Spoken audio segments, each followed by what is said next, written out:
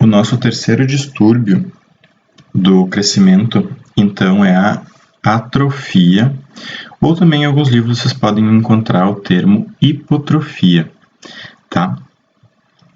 O termo atrofia, ele denota, então, uma redução tanto do tamanho quanto no número das células que compõem um tecido. E isso vai gerar uma redução do tamanho do órgão afetado, tá? Enquanto que na hipertrofia nós tínhamos o aumento do volume das células, na hiperplasia nós tínhamos o aumento do número de células, na atrofia nós vamos ter uma redução tanto do volume quanto do número de células. E essa atrofia, ela também pode ser fisiológica ou ela pode ser patológica, tá? Então nós temos aqui 6 exemplos ou 6 principais causas de eventos que podem causar a hipotrofia ou a atrofia de tecidos. A atrofia por desuso, por denervação, por redução do suprimento sanguíneo, nutrição inadequada, perda da estimulação endócrina ou por compressão, que é o que a gente vai ver agora na sequência, cada um desses 6 eventos. Então, o primeiro deles é a atrofia por desuso ou por redução da carga de trabalho. O exemplo clássico de atrofia por desuso é quando o indivíduo fratura um membro, tá? Aquele osso daquele membro fraturado vai ser imobilizado por algum tempo. E o que o organismo interpreta? Que o corpo não está usando aquele membro, por exemplo, uma perna quebrada. O corpo não está fazendo força para o corpo parar de pé, enfim. Então, o que o organismo pensa? Esse membro ele não precisa tanta energia, então eu não vou mandar energia porque ele não está sendo usado. Tá? Então, o que começa a ocorrer? Começa a ocorrer a desmineralização óssea, né? Começa a perder cálcio, então o osso ele fica mais poroso, pode induzir a osteoporose e também os músculos eles começam a ficar atrofiados. Por isso que em muitos casos, quando ocorre fraturas ósseas, já se indica um procedimento de fisioterapia para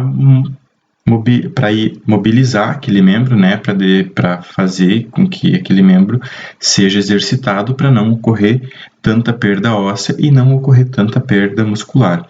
Claro que cada caso é um caso e tem que ser indicado por um especialista, mas a atrofia por redução de carga de trabalho seria isso. Quando a gente não utiliza alguma parte do corpo, essa parte atrofia.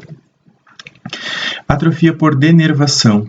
Então, quando nós não temos um estímulo nervoso, quando a gente perde um estímulo nervoso, ou seja, quando ocorre a denervação de algum tecido, aquele tecido ele atrofia, tá?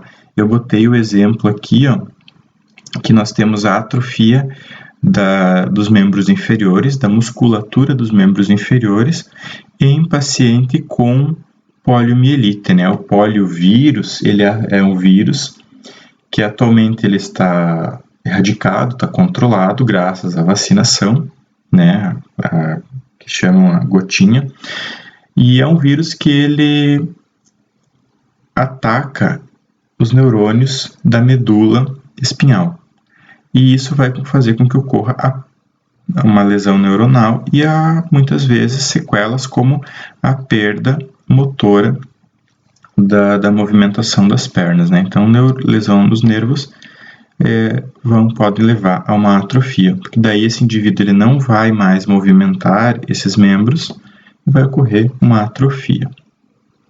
Outro exemplo de atrofia é quando ocorre uma redução do suprimento sanguíneo, ou seja, uma isquemia e provavelmente uma isquemia parcial, né? Que não vai matar a célula, mas que vai fazer com que aquela célula sofra, aquela célula não vai receber a oxigenação adequada, aquela célula não vai receber nutrição adequada, então ela vai começar a sofrer um processo de atrofia.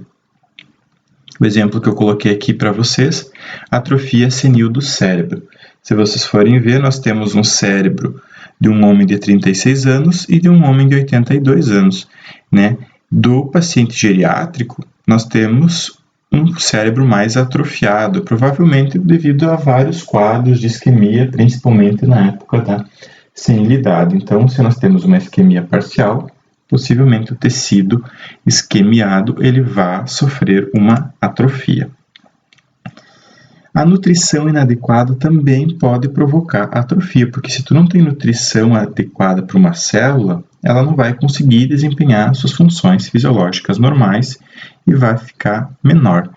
Tá? Então, quando nós temos o uso excessivo de reservas energéticas, por exemplo, o paciente está usando mais energia do que ele ingere, nós vamos ter uma atrofia generalizada, que a gente chama de caquexia, né? Caquexia é um emagrecimento progressivo e acelerado por algum motivo, né? O paciente com HIV sofre caquexia, com HIV não, o paciente com AIDS sofre caquexia, pacientes com doenças inflamatórias crônicas, pacientes com cânceres, então eles sofrem caquexia, porque eles emagrecem muito rápido. Então as células elas sofrem uma atrofia de maneira generalizada, principalmente as células musculares esqueléticas.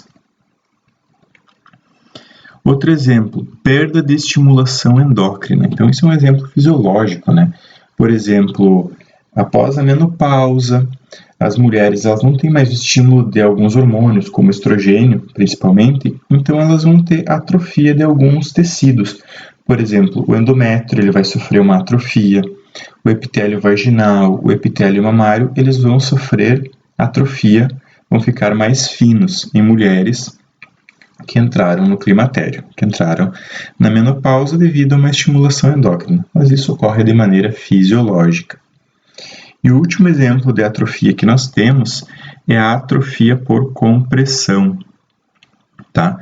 Que normalmente ela vai impedir com que as células cresçam, porque tem alguma coisa que está impedindo espacialmente um tecido de crescer ou está comprimindo aquele tecido, e também por gerar alterações isquêmicas ou por gerar alterações neurológicas, neuronais. Então aqui nós temos um cérebro e aqui em vermelho eu coloquei uma foto de um tumor crescendo dentro desse cérebro. O cérebro está dentro da calota craniana, então esse tumor crescendo, ele vai comprimir esses neurônios e vai fazer com que esses neurônios adjacentes eles fiquem atrofiados por causa de uma compressão mecânica do tumor. Outro exemplo que nós temos é os pés das gueixas, né? Que há muitos anos na China antiga e até atualmente, de certa maneira, os pés pequenos das mulheres eram tidos como padrão de beleza. Então, para evitar que o pé crescesse muito, as mulheres, quando ainda estavam na época pré-púbere, elas colocavam sapatinhos de madeira ou sapatos de metal e deixavam esses sapatos sempre. Isso evitava com que o pé crescesse, ou seja, aquele pé ele sofria uma atrofia. Então, esses são exemplos de atrofias que nós temos. Como é que ocorre a atrofia, então?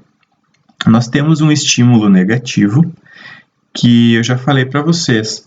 Pode ser uma compressão, uma redução do suprimento sanguíneo, uma denervação, enfim, qualquer coisa que comprometa o metabolismo da célula. Então, essa célula ela não vai sintetizar muitas proteínas, ou porque ela não recebe nutrientes de maneira adequada, ou porque ela não recebe estímulo nervoso de maneira adequada para sintetizar essas proteínas, ou ela não tem espaço para sintetizar.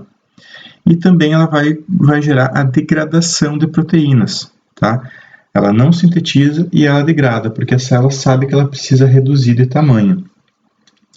E com essa redução da síntese de proteínas e aumento da degradação dessas proteínas, nós vamos ter uma redução do número de organelas, principalmente das mitocôndrias e dos retículos endoplasmáticos. E isso vai fazer com que ocorra uma redução do tamanho da célula. E muitas vezes, quando a célula, por exemplo, ela é privada de algum nutriente ou alguma coisa do gênero, ela entra no processo de autofagia, que é o que? Ela começa a degradar as próprias organelas para produzir energia para ela se manter viva. Mas na degradação das organelas, essa célula ela reduz o seu tamanho, ela apresenta um tamanho reduzido. Tá? Então aqui nós temos um exemplo de um músculo cardíaco cortado também transversalmente, né, que um músculo normal, e aqui vários feixes de músculo cardíaco atrofiados. Vejam só o tamanho pequenininho que eles estão.